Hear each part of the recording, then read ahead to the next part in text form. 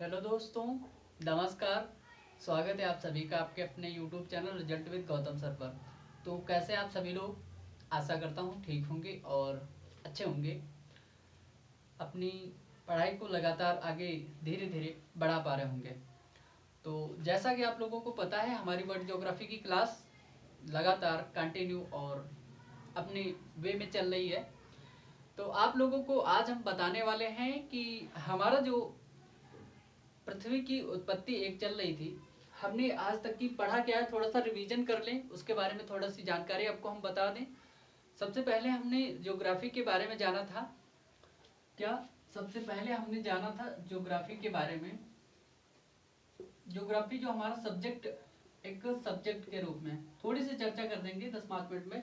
ये आपको समझ में आ जाएगा कि क्या हमारा सिलेबस कहाँ से स्टार्ट हुआ था, क्या पूरा हो गया है। ज्योग्राफी में हमने स्टार्ट किया था, ज्योग्राफी के बाद में हमने स्टार्ट किया था पूरा आपका ब्रह्मांड। ब्रह्मांड के टॉपिक में हम पढ़ रहे थे। और ब्रह्मांड के साथ साथ में हमने आपका पूरा पढ़ा था सौर मंडल। इस ब्रह्मांड में हमने ये सभी चीजें पढ़ी थी। इसमें आपकी मंदाकिनी मतलब मिल्की वे जो हमारी है, आकाश गंगा, आकाश गंगा कितनी है कितनी नहीं है, उनकी संख्याओं के बारे में, उनकी जो कितने प्रकार की होती है, उनकी आकाश गंगाओं के बारे में मैंने आपको बताया था। सौर मंडल के जितने भी आपके 8 ग्रह हैं, 8 ग्रह हैं, 8 ग्रहों के बारे में मैंने बताया आपको। इसका जो मुखिया है सूर्य है, सूर्य के बारे में मैंने आपको बता दिया है, ये भी आपको पता है।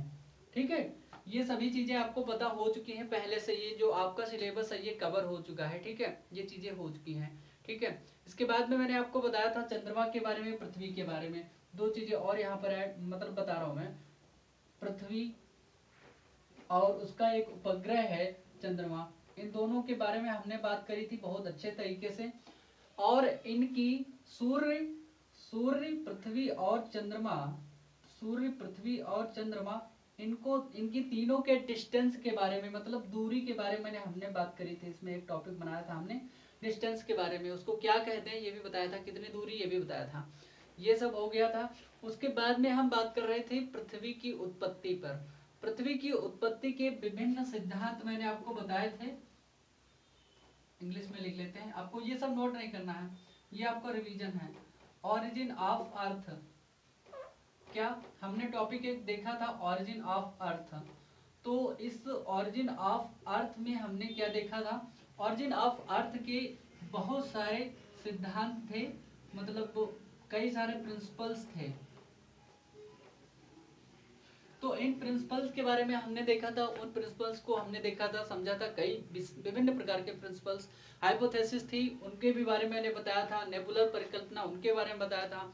और आपका जो मुख्य सिद्धांत है बिग बैंग थ्योरी, उसके बारे में मैंने आपको बताया था। यहाँ तक आपका कंप्लीट हो गया। उसके बाद में हम बात कर रहे थे आप लोगों के साथ में कि जीवन की उत्पत्ति के विषय में हम लोग किस प्रकार से बात कर रहे थे। जीवन की उत्पत्ति के बारे में हम लोग इसके बाद में बात कर रहे थे, है ना। ओरिजिन ऑफ लाइफ, किस पर बात कर रहे थे, ओरिजिन ऑफ लाइफ। तो ओरिजिन ऑफ लाइफ पर हम लोग बात कर रहे थे, क्योंकि जीवन की उत्पत्ति कैसे हो रही है मैंने आपको बताया था एक सवाल के रूप में। समुद्र में सबसे पहले शैवाल का जन्म होता है। शैवाल से धीरे धीरे धीरे धीरे कहीं ना कहीं ऑक्सीजन, पहले शैवाल का निर्माण हुआ। ये बात आपको हमेशा याद रखनी है कि पहले शैवाल का निर्माण होता है, मतलब वनस्पति का निर्माण हुआ, उसके बाद में ऑक्सीजन बनी है। ठीक है, ये बात आपको ध्यान रखना है। फिर शैवाल का निर्माण होता है, शैवाल के रूप में धीरे धीरे धीरे धीरे क्या होता है, इस शैवाल समुद्र में शैवाल का निर्माण होता है। और इस समुद्र में क्या होता है, शैवाल का निर्माण होने के बाद में धीरे धीरे वनस्पतियों का विकास होता है। वनस्पतियों का विकास होने के बाद में उसके बाद में ऑक्सीजन बनती है। ऑक्सीजन के साथ साथ में कहीं ना कहीं स्थल का निर्माण होते हुए आपका जो वर्तमान जो स्थिति चल रही है, ये सब इन सब का विकास होता है। आपके डायनासोर का विकास होगा, डायनासोर युग कहा जाएगा, मत्स्य युग कहा जाएगा, मछलियों का विकास होगा वहां पर। आपके स्तनधारी जंतुओं का विकास होगा। ठीक है, तो स्तनधारी जंतुओं का विकास होगा। आज जो हम पढ़ने वाले हैं आपका, तो आज जो हम पढ़ेंगे तो कहीं ना कहीं मानव का जो पूर्वज है, मानव के पूर्वज का विकास कब हो रहा है, इसका विकास हम लोग पढ़ेंगे यहाँ पर। समझ गए आप लोग। तो ये थोड़ा सा ब्रीफ था हमने अपनी क्लास को आगे बढ़ाने के लिए। ठीक है, तो हमने थोड़ा सा रिवीजन आपको बताया। तो हम बात कर रहे थे ओरिजिन ऑफ लाइफ पर। क्या हमारी बात हो रही थी? Origin of life.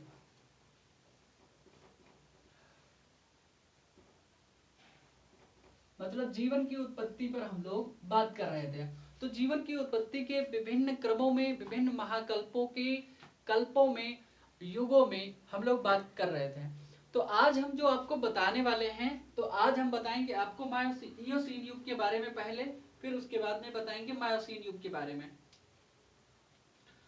तो आज का फर्स्ट है ओरिजिन ऑफ लाइफ में इयोसीन युग।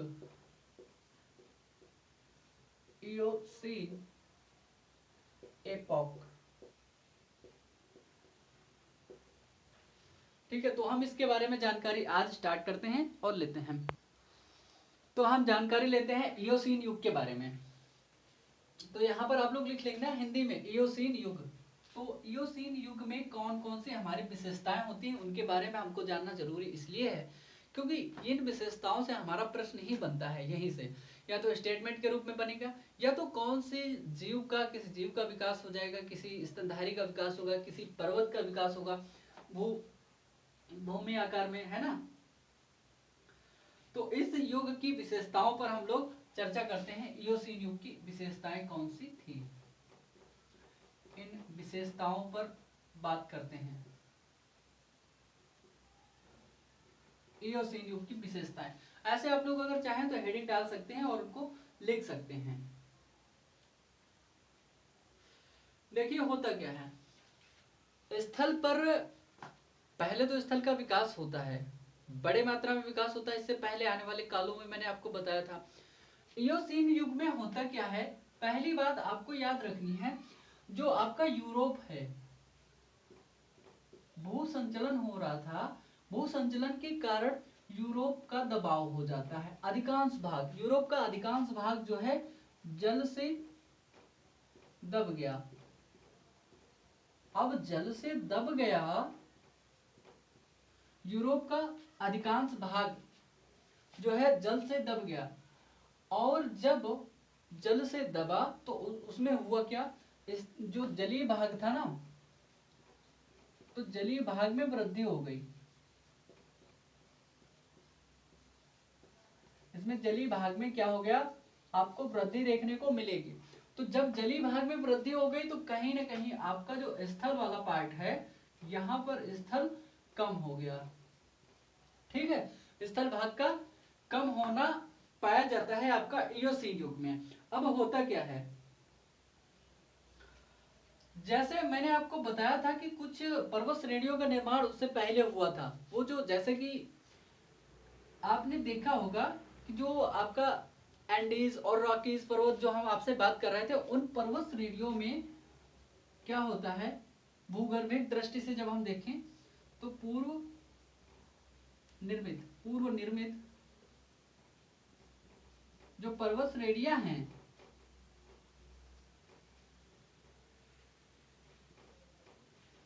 इन पूर्व निर्मित पर्वत श्रेणियों में इनकी जो ऊंचाई हुआ करती थी, श्रेणियों की ऊंचाई में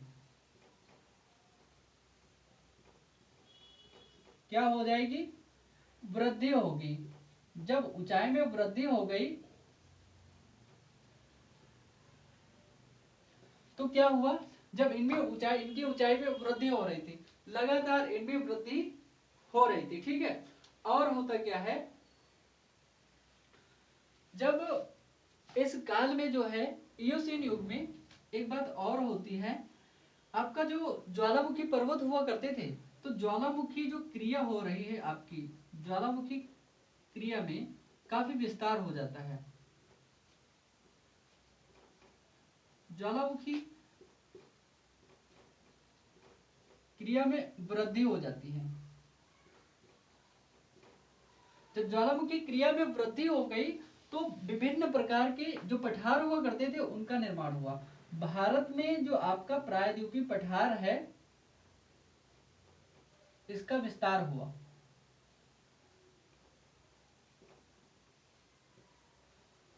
पठार जो है अपना, उसका विस्तार हुआ। आपका जो स्कॉटलैंड में पठार बन रहा था,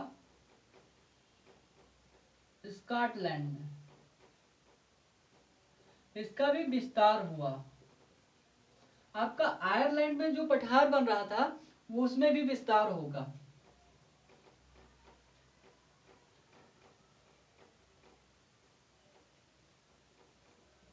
पठार में भी क्या होगा, विस्तार होगा। तो ये पठार जो है और ज्यादा, ज्वालामुखी की क्रिया जब ज्यादा बड़े स्तर पर होने लगी, ज्यादा होने लगी, बृहद स्तर पर होने लगी, बारंबार होने लगी, तो इन पठारों में धीरे धीरे कहीं न कहीं वृद्धि देखने को मिलती है। और जो भारत का प्रायद्वीपीय पठार है इसमें भी वृद्धि हो गई, क्योंकि कारण ये था क्योंकि लगातार जब ज्वालामुखी क्रिया में वृद्धि हो रही थी तो इनमें विस्तार पाया जा रहा था। इसी के साथ साथ में एक और कार्य क्या हो रहा है यहाँ पर, देखिए जब ज्वालामुखी बारंबार आएंगे तो ज्वालामुखी बारंबार आने के बाद में क्या होगा, जो रेंगने वाले जीव होंगे उनकी समाप्ति हो जाएगी। तो ज्वालामुखी क्रिया के बारंबार आने से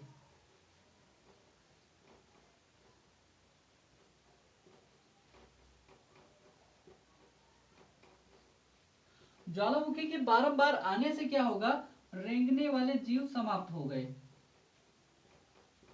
मतलब एकदम से समाप्त नहीं हो गए, कुछ मतलब समाप्त हो गए, ज्यादातर समाप्त हो गए जीव, माफ कीजिए, समाप्त हो जाएंगे अधिकतर जीव। जब हम बात करते हैं समाप्त होने की या खत्म होने की, तो कुछ ही जीव मतलब बचते हैं वहां पर, उसके बाद में उनकी जो लाइफ स्टाइल है फिर से पुनः स्टार्ट हो जाती है धीरे धीरे। बात करते हैं हम ज्वालामुखी के बारंबार आने से। ज्वालामुखी का बारंबार आना स्थल पर, जैसे कि मान लिया यहाँ पर हमारी पृथ्वी है, इस पृथ्वी पर एक मतलब बड़ा सा ज्वालामुखी जब बन रहा है, ये जो ज्वालामुखी का मुख है, यहाँ पर भी एक ज्वालामुखी हो जाए अगर, यहाँ पर भी एक मुंह है, तो ये धीरे धीरे संपूर्ण स्तर पर, बड़े स्तर पर फैल रहा है।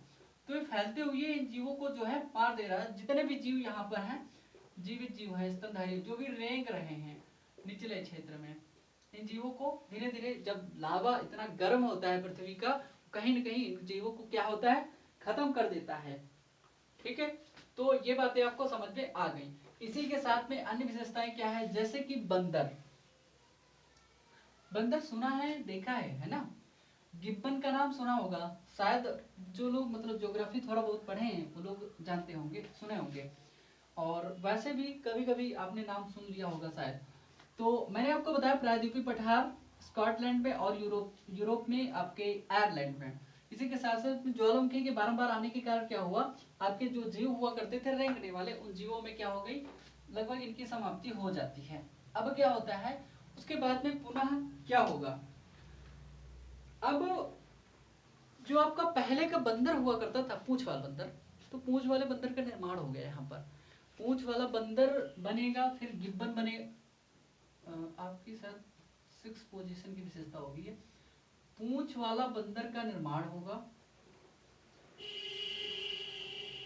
पूंछ युक्त बंदर बन गया, गिब्बन बना। गिब्बन का मतलब जो देखने को मिला है ना, वो पहली बार जो गिब्बन के साक्ष्य मिल रहे हैं तो वो म्यांमार में मिल रहे हैं, अफीम वाले देश में। ठीक है, तो म्यांमार में पहली बार गिब्बन का साक्ष्य मिल रहा है। यहीं पर आपको मिलेगा आपका जो सुअर, सुकर। तो ये सुअर के जो पूर्वज हैं, बंदर के जो पूर्वज हैं, ठीक है, और घोड़ा,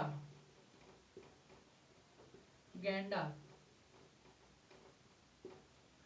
के पूर्वजों का निर्माण हो रहा है, पूर्वज का विकास होगा। ठीक है,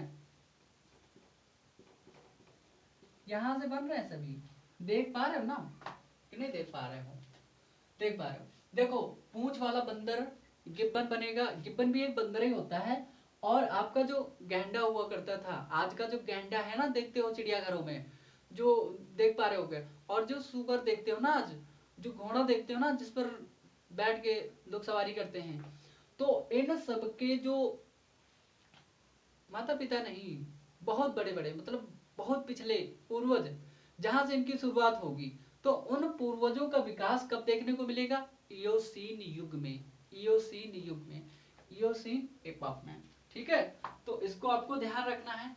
और आपके पर्वत निर्माण की प्रक्रिया में वर्तमान का जो महान हिमालय कहा जाता है, sorry it's my mistake, greater Himalaya जो है आपका, ग्रेटर हिमालय का विकास यहीं से स्टार्ट हो रहा है। किस काल में? इयोसीन युग में। इसलिए ज्योग्राफी में हम इसको पढ़ते हैं। तो ज्योग्राफी के इंपॉर्टेंस मतलब महत्वपूर्ण पॉइंट ऑफ व्यू से आपका वृहद हिमालय का विकास हो रहा है।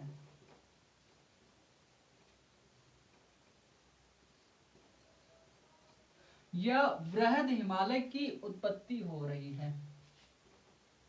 किस युग में? इयोसीन काल में, युग में। ठीक है, इसको आपको ध्यान से रखना है, ध्यान से नोट करना है। तो हम इस पे बात कर लिए हैं कि इयोसीन युग की विशेषताएं। उसके बाद में हम देखें कि इसमें गिब्बन, बंदर और सुअर, गैंडा, घोड़ा, इन सब के पूर्वजों का विकास हो गया। ग्रेटर हिमालय का निर्माण जो है आपका इयोसीन युग में होता है। ये महत्वपूर्ण बिंदु आपके लिए होगा। ठीक बात।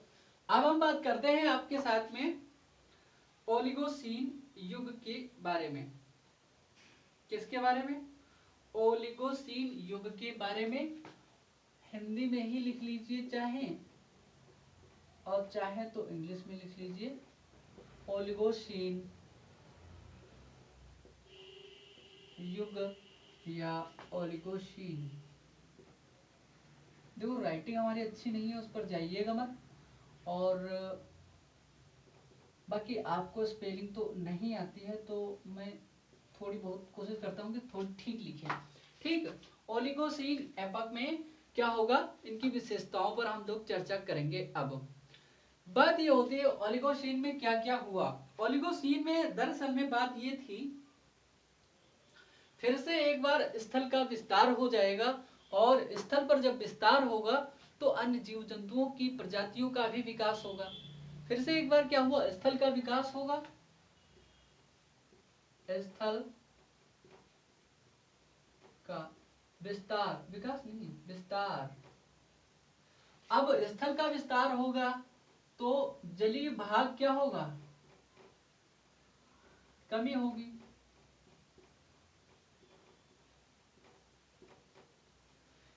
देखिए ये दोनों बिंदु तो हमेशा आपको ध्यान ही रखना है। ठीक है, इसी के साथ साथ में जब हम देखते हैं उत्तरी अमेरिका में, आपने नाम सुना होगा रॉकी पर्वत, रॉकीज नहीं, एंडीज और रॉकीज वो अलग हैं, रॉकी पर्वत। तो उत्तरी अमेरिका में क्या हो रहा है,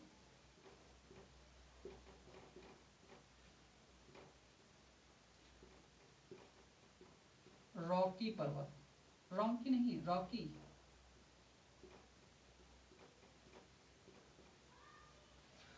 उत्तरी अमेरिका में रॉकी पर्वत का निर्माण होगा। और आपका जो यूरोप है, यूरोप में आल्प्स पर्वत का निर्माण होगा। ध्यान देखना है, ध्यान से देखना है। आल्प्स पर्वत का जो है का निर्माण हुआ या उत्पत्ति हुई,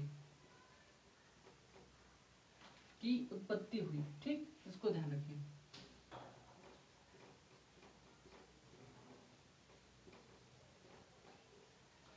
इन दोनों ही पर्वतों की उत्पत्ति किस युग में हो रही है, आपकी ओलिगोसीन युग में। ठीक है, पहले जो पूंछ वाले बंदर का निर्माण हुआ था ना, उसके बाद में पूंछ उसकी कट गई ना, तो उसके बाद में जब इसके पूंछ का यूज नहीं बचा, तो पूंछ विहीन, पूंछ विहीन बंदर का निर्माण हुआ।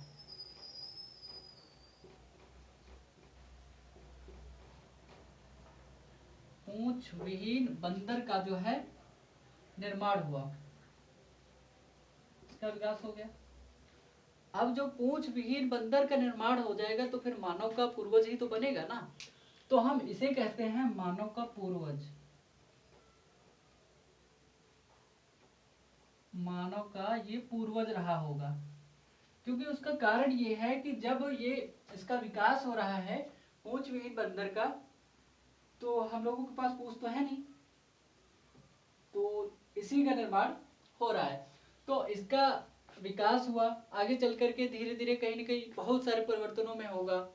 और जो मानव का विकास काल आता है ना एंथ्रोपोलॉजी में, उसको आपको बहुत विस्तार से पढ़ाया जाता है, तो उसके अंतर्गत धीरे धीरे मानव का विकास होगा। तब फिर ये बंदर जो है ना पूंछ विहीन बंदर वाला, इसी के मतलब धीरे धीरे जनरेशन में आज का मानव का विकास हो जाएगा। और इसी के साथ साथ में हम आपको बता दें, जो आपका आल्प्स पर्वत है, आल्प्स तथा जो आपका हिमालय है, ग्रेटर हिमालय है, ये ग्रेटर हिमालय, इन दोनों का जो निर्माण है, इन दोनों का निर्माण लगातार आगे बढ़ता रहता है। ठीक है, इनमें वृद्धि लगातार, इनकी ऊंचाई में वृद्धि लगातार जारी रहती है। तो ये चीजें आपको ध्यान रखनी पड़ेगी। ठीक है, अब हम बात करते हैं मायोसीन युग में, बात करते हैं मायोसीन युग की और मायोसीन युग की विशेषताओं की। मैंने बताया आपको इसमें क्या होगा, पुनः स्थल भाग में वृद्धि और जल भाग में कमी। राकी पर्वत का निर्माण होगा उत्तरी अमेरिका में, और आपके यूरोप में होगा आल्प्स पर्वत। पूंछ विहीन बंदर का निर्माण हो जाता है यहाँ तक पहुँचते पहुँचते, मतलब ये मानव का पूर्वज दिखाई देगा। और कहीं न कहीं आपका जो ग्रेटर हिमालय की जो प्रक्रिया आपके इयोसीन युग में स्टार्ट हुई थी बनने की, वो जो है आगे यहाँ पर बढ़ रही थी। ठीक है, तो अब हम बात करते हैं आपके मायोसीन युग की विशेषताओं पर चर्चा करेंगे। आपका आता है मायोसीन युग।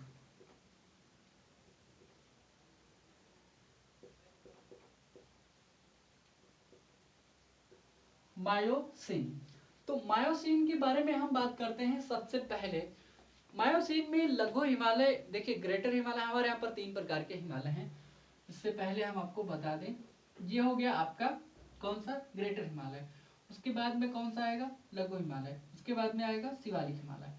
तो ये जो क्रम बन रहा है ना, ये है ग्रेटर, जी फॉर ग्रेटर, और ये है लघु, लघु हिमालय, ये है आपका शिवालिक। तो इन ऐसे प्रकार के इनका निर्माण, पहले इसका निर्माण हो गया, फिर मतलब इसकी उत्पत्ति हुई, फिर इसकी उत्पत्ति होगी, लास्टली इसकी उत्पत्ति हो जाएगी। ठीक है,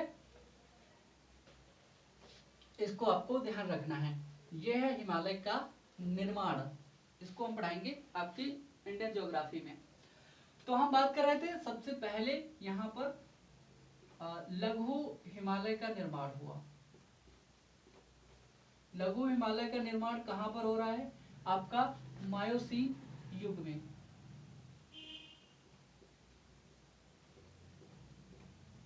ध्यान रखना है आपको,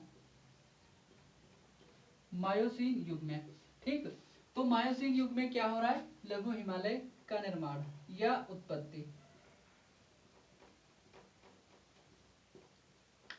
ठीक है, तो इसकी उत्पत्ति कब हो रही है, आपके मायोसीन युग में। लघु हिमालय के साथ साथ में होता क्या है, इसी के साथ में जो आपका, हाँ मध्य हिमालय, तो ध्यान ही नहीं रहा, इसी के साथ साथ में मध्य हिमालय की भी उत्पत्ति होती है। मध्य हिमालय फिर लघु हिमालय, या तो आप यहाँ पर लिख लीजिए मध्य हिमालय, माफ कीजिए यहाँ पर लिखिए मध्य हिमालय, और फिर यहाँ पर लिखिए लघु हिमालय। ठीक, लघु हिमालय, इन दोनों का निर्माण हो रहा है इसी मायोसीन युग में। और जब हम बात करते हैं आगे चल करके, पहली बात तो ये है कि हमारे यहाँ पर इस टाइम पीरियड में मौसम में बदलाव होता है। तो यहाँ पर क्या हुआ, जलवायु में परिवर्तन हुआ, और जलवायु परिवर्तन होगा तो मौसम बदलेगा। जलवायु परिवर्तन के कारण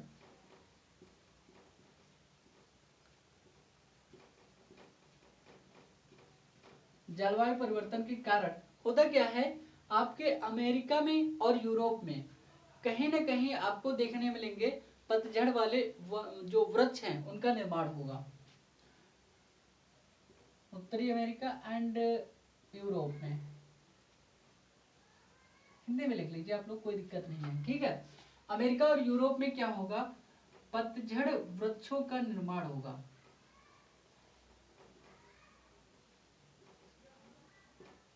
पतझड़ वृक्षों का निर्माण, समझ में आ गया। तो पतझड़ वृक्षों का निर्माण कब होगा, आपके मायोसीन युग में, ठीक है। तो पतझड़ वृक्षों का निर्माण हो गया, और ये जो है आगे चल करके क्या होगा, ये जो है आगे चल करके इसी टाइम पीरियड में उत्तरी अमेरिका में होता क्या है, उत्तरी अमेरिका में आपको मैंने महाद्वीपों के बारे में नहीं बताया। पहली बात तो ऊपर साइड में क्या है, उत्तरी अमेरिका ये बड़ा सा, और उसके बाद में निचले साइड में क्या है, ये दक्षिणी अमेरिका। तो इस वाले उत्तरी अमेरिका में महाद्वीप है, ठीक है। उत्तरी अमेरिका महाद्वीप में यहां पर क्या हो रहा है, उत्तरी अमेरिका महाद्वीप में प्रेरी घास के मैदान का निर्माण हो रहा है। प्रेरी घास के मैदान का विकास और निर्माण हो रहा है, ठीक, यहीं पर हुआ। तो किस काल में हो रहा है, आपका मायोसीन युग में किसका निर्माण हो रहा है, प्रेरी घास का निर्माण आपके कहां पर हो रहा है, आपके उत्तरी अमेरिका में। अब क्या होता है इसी टाइम पीरियड में, आपको मैं बताऊं, इसी टाइम पीरियड में हुआ क्या, जो आपकी मछलियां हुआ करती थी, अस्थि वाली मछलियों का निर्माण, अस्थि वाली मछलियों का निर्माण धीरे धीरे आगे हो रहा था, लेकिन उसकी विभिन्न प्रकार की जो वैरायटीज थी, उनकी जो प्रजातियां थी, उनमें विकास होता, उनका विकास होता है। तो इस मतलब जलीय भाग में क्या होगा, जलीय भाग में अस्थि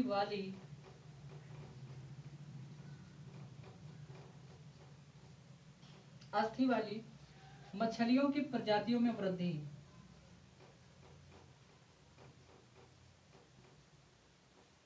मछलियों की प्रजातियों में वृद्धि हो गई।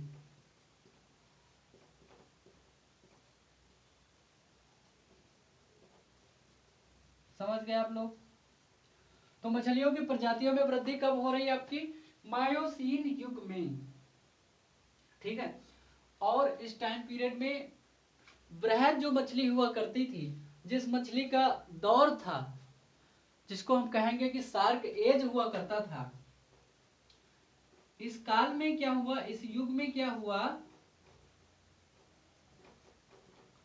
शार्क मछली जो हुआ करती थी,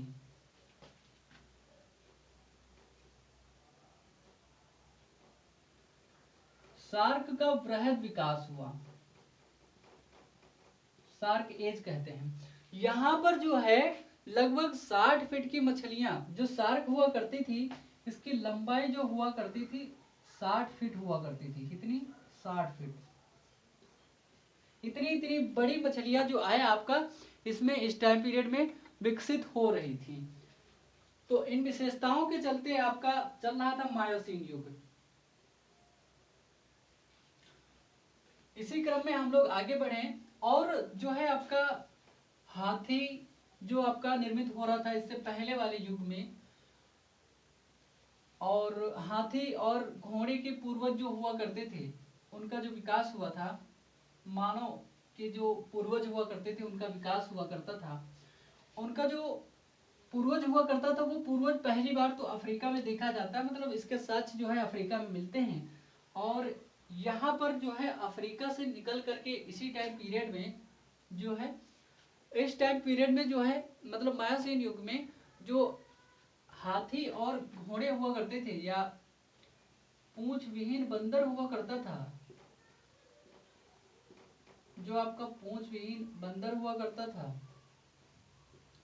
तथा हाथी या जो भी घोड़े का साक्षी हुआ करता था, इसी काल में आपके अफ्रीका से निकले, अफ्रीका से इनका विस्तार कहां पर हुआ? अफ्रीका से यूरोप, माफ कीजिए यहाँ पर नहीं, यूरोप, अफ्रीका से यूरोप व एशिया में विस्तार हुआ। कहां पर? यूरोप व एशिया में विस्तार हुआ। अब मानव का जो विस्तार हो रहा है, जो पूंछविहीन बंदर है, इसका जो विस्तार हो रहा है कहां पर हो रहा है? आपका कहीं न कहीं अफ्रीका में। इसीलिए कहा जाता है कि मानव की उत्पत्ति पहली बार कहां पर हुई थी? अफ्रीका में हुई थी।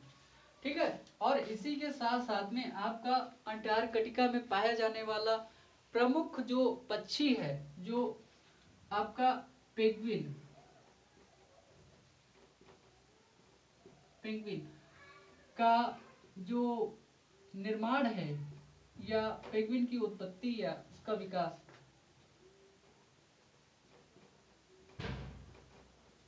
पेंगुइन का विकास कहां पर हो रहा है? अंटार्कटिका में हुआ, इसी टाइम पीरियड में।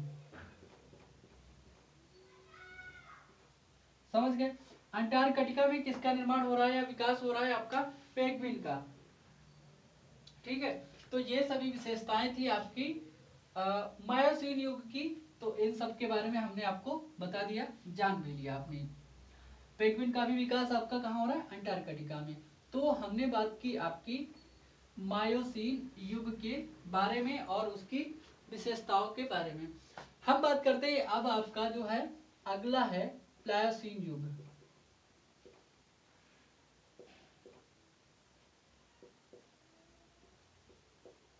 प्लायोसीन युग के बारे में बात करेंगे और प्लायोसीन युग क्या कहता है, इसकी विशेषताएं कौन कौन सी हैं। प्लायोसीन युग जो है आपका सीनोजोइक महाकल्प हुआ करता था। इसके बारे में थोड़ा आपको बताना पड़ेगा। सीनोजोइक ये क्या है? महाकल्प है। ठीक है। सीनोजोइक महाकल्प है। इसका जो एक कल्प है टर्सियरी कल्प, माफ कीजिए, नाम है इसका टर्सियरी कल्प का अंतिम युग है कौन?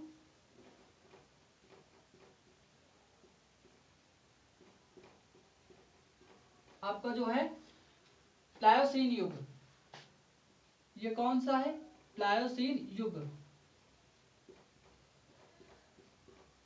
तो ये प्लायोसीन आपका युग जो है आपका, ये क्या है? कहीं न कहीं सीनोजोइक महाकल्प का टर्सियरी कल्प है उसी का, और उसका अंतिम युग है। इसको आप समझेंगे तो कैसे समझेंगे? आपके बाबा जी हैं, ठीक है, आपके बाबा जी या दादाजी, जिस प्रकार से आप कहते हो, तो आपके दादाजी का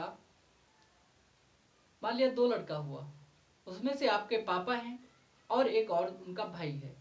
ठीक है। तो उनके में से ये हो गया आपका बाबा या आपका दादा जिसको कहते हो, ये हो गए आपके पिताजी और ये हो गए आप। तो अंतिम नवाब के रूप में हो गया कौन? आप। तो यही है क्रम। यह है कहीं ना कहीं बाबा, तो मतलब ये बूढ़ा है बहुत ज्यादा, इसके पास टाइम पीरियड काफी ज्यादा है, लंबा है, अनुभव भी इसके पास ज्यादा है। इसके बाद में आपके पिता हो गए टर्शियरी काल, इसको हम आपको जानते हैं टर्शियरी काल के रूप में। और वर्तमान में जो आप है ये प्लायोसीन युग की स्थिति आपके रूप में देख पा रहे होंगे, तो आप इसको समझ पाएंगे। ठीक है। तो ये है आपका, ध्यान रखना इस चीज को। तो सीनोजोइक युग जो महाकल्प है, इसका जो एक कल्प है टर्शियरी युग, टर्शियरी कल्प इसका ही है, इसका अंतिम युग है। उसके बाद में होता क्या है? समुद्र जो हुआ करता था आपका, जो जलीय भाग हुआ करता था, वहां पर धीरे धीरे कहीं न कहीं जो अवसादीकरण की प्रक्रिया हुई, मतलब जब स्थल से समुद्र की ओर आवागमन होता रहा तो क्या हुआ? वहां पर अवसादीकरण हुआ। तो समुद्र में अवसादीकरण के द्वारा, समुद्री अवसादीकरण के द्वारा क्या, अवसादीकरण।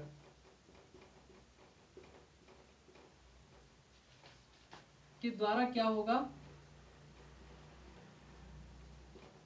यहां पर जो चट्टाने हैं समुद्र में अवसादीकरण की प्रक्रिया के द्वारा क्या हुआ, यहां पर जो चट्टाने हैं, जो अवसादी चट्टाने हुआ करती थी, उससे मैदानों का निर्माण हुआ। क्या, तटीय मैदान का निर्माण होगा।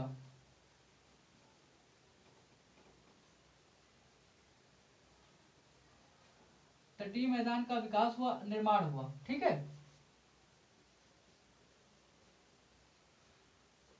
इनका निर्माण होता है। जब तटीय निर्माण मतलब मैदान निर्मित हो जाएंगे, कहीं न कहीं पर घासें बेहतरीन तरीके से निर्मित होंगी। और इस टाइम पीरियड में जो शार्क का एज हुआ करता था, शार्क एज, उसको हमने कह दिया डार्क एज। तो मतलब शार्क का एज कहीं न कहीं खत्म हो गया। तो शार्क जो इतने बड़े स्तर पे 60 फीट लंबी हुआ करती थी, शार्क की स्थिति जो हुआ करती थी वो समाप्ति की ओर चली गई। शार्क की समाप्ति हो गई। और जो आपके बड़े बड़े जीव हुआ करते थे, उन जीवों में क्या हुआ, उनमें भी आपकी कहीं न कहीं कमी पाई जाती है। बड़े जीवों में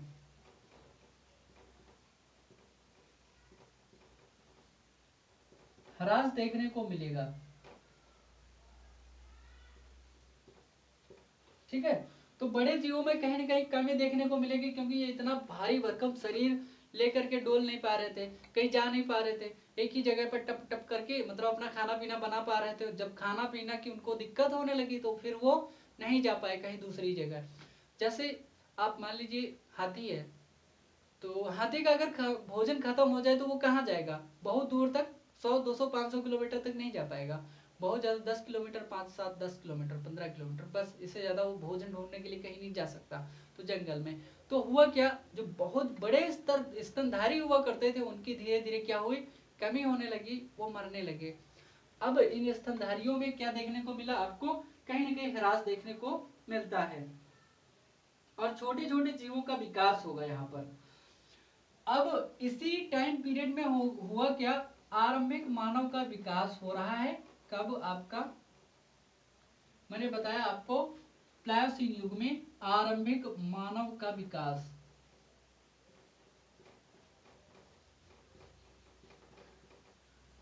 जो अपने परदादा पूर्वज हैं उनका विकास कहां पर हो रहा है, यहां पर होगा प्लायोसीन युग में। प्लायोसीन युग क्या है, इस टाइम पीरियड में जो है आपका कहीं न कहीं अपने मतलब मानवीय जो जीव हुआ करता था उसकी शुरुआत हो रही है। और हिमालय की मतलब या ज्योग्राफिकल इंडिकेशन की ओर से या ज्योग्राफिकल तौर पर देखा जाए तो आपका शिवालिक हिमालय का निर्माण होता है। शिवालिक हिमालय का निर्माण, शिवालिक हिमालय का निर्माण हुआ कब, प्लायोसीन युग में। इसी के साथ साथ में आपका जो काला सागर है, जो कैस्पियन सागर है, जो आपका अरब सागर है, इन सब का विकास भी यहीं पर होता है इसी टाइम पीरियड में। आपका हो गया काला सागर, इसी के साथ साथ में कैस्पियन, इन सब का नाम सुना है ना। इसी के टाइम पीरियड में हो गया आपका अरब सागर। ठीक है, इन सब का जो निर्माण हो रहा है, इसी के साथ साथ में उत्तरी सागर,